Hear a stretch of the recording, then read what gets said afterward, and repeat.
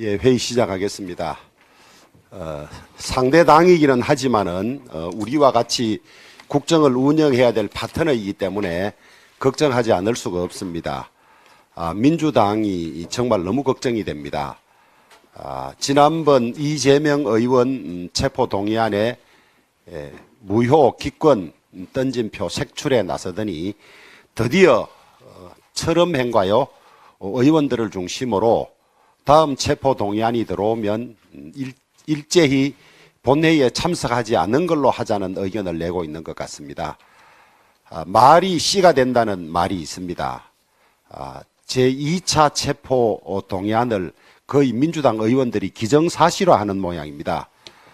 그리고 이 체포동의안이 다시 오게 되면 의원들이 입장하지 않으면 의사 정족수를 채울 수 없어서 회의가 무산되겠지요. 그러면 목적은 달성할 수 있을지 모릅니다만은 두세 가지 큰 문제가 있습니다. 하나는 민주당 스스로 가결을 예상하기 때문에 그것을 막으려고 의원들을 못 들어가게 한다는 것을 국민들이 알게 될 겁니다. 그 다음에 두 번째로는 헌법기관인 의원들에게 반헌법적인 양심의 자유를 침해하는 결정입니다. 들어가면 무기명 비밀 투표에서 찬성할지 모르니까 아예 들어가지 못하게 하고 들어간 사람은 찬성한다고 밝혀지게 되는, 말하자면 국회판 십자가 밟기, 민주당판 십자가 밟기가 되는 것입니다. 아마 그런 상황이 생기면 민주당이 파괴해온 민주주의, 의회주의 여러 가지 행태 중에서도 가장 압권이 될 거라고 그렇게 여겨집니다. 민주당이 추락하는 것은 괜찮습니다만은 한국 민주주의 자체가 수준이 그렇게 떨어지는 게 걱정이 됩니다. 위기이고 급할수록 정도를 찾아가야 살 길이 생깁니다. 민주당이 지금까지 내는 꾀를 보면 늘 죽는 꾀, 그 다음에 독을 깨는 꾀만 자꾸 내는 것 같아서 안타깝습니다. 그런 말이 씨가 되지 않도록 두 번 다시 말이 안 나왔으면 좋겠습니다. 오늘 공직선거법 위반에 대한 이재명 대표 첫 공판이 있는 걸로 알고 있습니다. 김문기 처장을 모른다. 국토부가 성남시를 협박해서 어쩔 수 없이 용도 변경을 했다. 저희들 재판 기록이나 증거를 안 들여다봐도 허위의 사실인 것은 알 수 있을 것 같습니다. 김문기와 여러 차례 만난 기록들이 나오고 해외여행까지 가고 한데 몰랐다는 이야기, 그 다음에 국토부가 성남시를 협박한 일이 전혀 없는데도 불구하고 한 이런 것들인데, 앞으로 이 재판이 얼마간 계속될지 모르겠습니다만은 국민들이 이제 진실을 알게 되는 그런 진실의 장으로 넘어가는 것 같습니다. 누차례 말씀드렸지만은 상처가 나면 그것을 도려내지 않으면 전체가 부패하거나 썩게 됩니다. 민주당이 건강한 제1당으로 돌아올 수 있기를 간절히 바랍니다. 안건조정위원회는 원래 소위 이른바 국회 선진화법에서 수거의 민주주의 또 협치의 가장 상징적인 조항입니다. 그런데 이 안건조정회의가 지금 21대 국회에 들어와서는 완전히 왜곡돼서 의회 민주주의를 깨는 장치로 전락을 했습니다. 검수완박법 처리 당시에 민주당은 민형배 의원을 탈당시켜서 17분 만에 안건조정위를 종결했습니다. 안건조정위는 사실 최대 90일까지 하면서 민심을 수렴하고 전문가의 의견을 듣고 이래서 합의에 이르도록 한 제도인데, 오히려 안건조정위 때문에 제대로 된 논의조차 못하고 17분 30분 만에 안건이 휘떡 넘어가는 그런 일이 생겼습니다. 양곡관리법 심사 때에도 민주당을 탈당한 윤미향 의원을 소수당 몫으로 포함시켜서 단독으로 처리했고, 이번 교육위에서 학자금에 대한 이자 면제해주는 학자금 상환 특별법은 막대한 국가 예산이 동원될 뿐만 아니라 이 법이 그대로 시행되면 도덕적 해이를 불러일으킬 것이 뻔해서 여기에 대해서도 제대로 된 심의가 필요한데, 검수완박법 때 동원되었던 민형배 의원이 다시 안건조정위에 소수당 측 몫으로 들어가서 또 일방 처리하려고 합니다.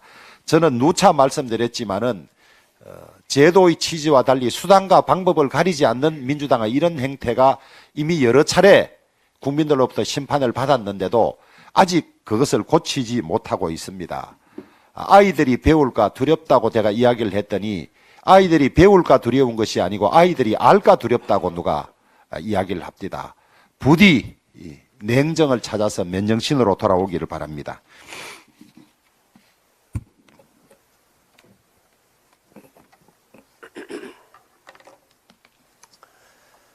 무기명 투표로 진행된 이재명 대표의 체포 동의안 투표에 대해서 민주당 의원들이 부결 인증을 하는 웃지 못할 일들이 벌어지고 있습니다. 당당하고 떳떳한 이재명 대표가 불체포 특권을 지켜냈는데 헌법 기관인 국회의원이 무기명 투표권에 대해 변명한다는 것이 부끄러운 일 아니겠습니까? 민주당은 민생이 급하다며 3월 1일 3.1절에 임시국회를 단독 소집해 놓고는 다수의 민주당 의원들이 외국으로 출국을 했습니다. 무슨 민생을 외국에서 의논합니까? 28일 페이스북에 이재명 대표에게 미안하고 미안합니다라며 절절한 글을 올린 민주당 수석 최고위원인 정청래 의원은 27일 본회의가 끝나자마자 스페인으로 떠났다고 합니다. 민주당 의원 20여 명은 어제 베트남으로 떠나 3월 5일 귀국 예정이라고 합니다. 이재명 대표가 정적 제거, 야당 탄압, 검찰 독재라며 뒤집어 씌우게 하면서 민생 운운을 했지만 방탄을 위한 거짓이고 술수라는 것이 밝혀진 것입니다. 진정 민생을 원한다면 검찰의 문으로 가시기 바랍니다. 이재명 대표의 사법 리스크 해소가 전국의 안정과 민생 그리고 여야 협치의 첫 걸음입니다. 특권과 반칙의 방탄과 개딸 뒤에 숨지 말고 당당히 검찰 앞에서 따지시기 바랍니다. 환급받은 부가세 900만 원을 운수업체 부장에게 현금으로 주었다. 화물차 2대 번호판비로 5천만 원을 냈는데 계약 해지 후 돌려달라 했지만 거절당했다. 11년간 매달 33만 원 지입료를 내고 있는데 단 한 번도 일감을 받은 적이 없다. 지입제 피해 신고센터에 신고된 지입제의 실상입니다. 운수업체가 번호판 장사를 해왔고 그 피해가 차주뿐 아니라 소비자들에게까지 전가되어 온 것이 사실이 드러난 것입니다.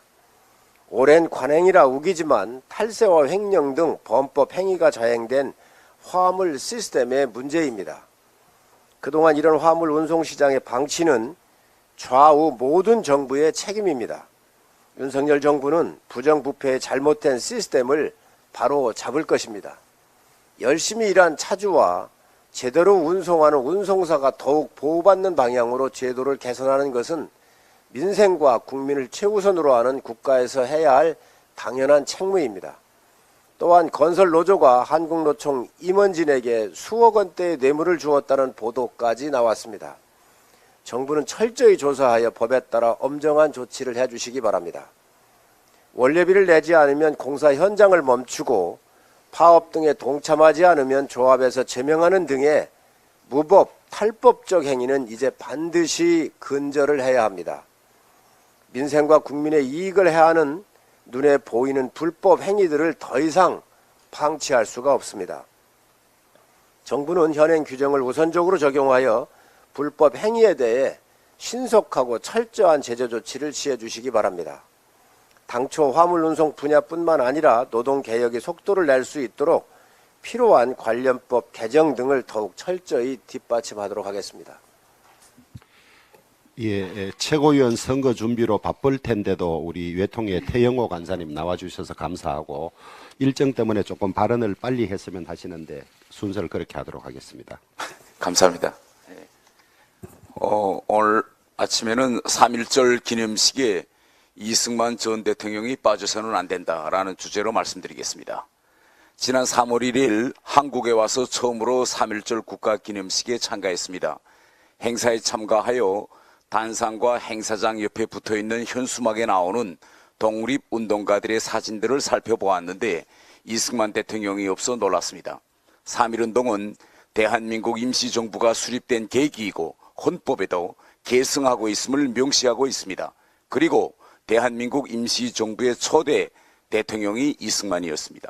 3.1절 기념식을 통해 상징적인 독립운동가들을 내세우자고 했다면 당연히 미국 윌슨 대통령에게 동양 소수민족의 민족 자결의 개념을 심어주고 파리 강화회의에 독립청원 운동 등을 벌린 이승만 대통령의 공도 인정해야 합니다. 북한은 우리가 지난 3.1절 기념식 행사장에 모셨던 안중근, 김구, 안창호, 유관순, 윤봉길, 김규식, 이봉창, 신채호, 민영환, 박은식, 이혜영 선생들의 독립활동은 인정해주면서도 오직 이승만 대통령의 활동만은 민족 사대론에 걸어 지워버리려 하고 있습니다. 그러므로 우리가 자유민주국가 대한민국을 건국하고 1950년 김일성 공산 세력의 침략에서 한국을 수호한 이승만 대통령의 공을 인정해야 우리 대한민국 건국의 정통성이 서게 되는 것입니다. 지금 정북 주사파들이 김일성의 회고록 세기와 더불어 등을 국내에 반입하여 우리 독립운동사에 김일성도 끼워 넣으려고 집요하게 시도하고 있는데 김일성의 항일 행적에 대해 부언한다면 김일성을 항일 운동가가 아니라 친일파로 보아야 합니다.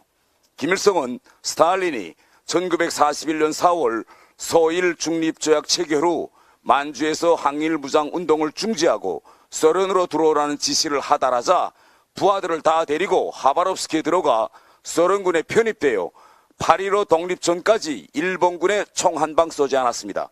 그러므로 김일성의 이 기간 행적을 일본이 태평양에서 미국과의 전쟁에 힘을 집중할 수 있게 도와준 친일 행적으로 보아야 하며 북한 정권 수립의 기둥이었던 김일성 만주 팔치산 일당이야말로 8.15 독립 후 죄를 물어 청산했어야 했던 친일파들입니다.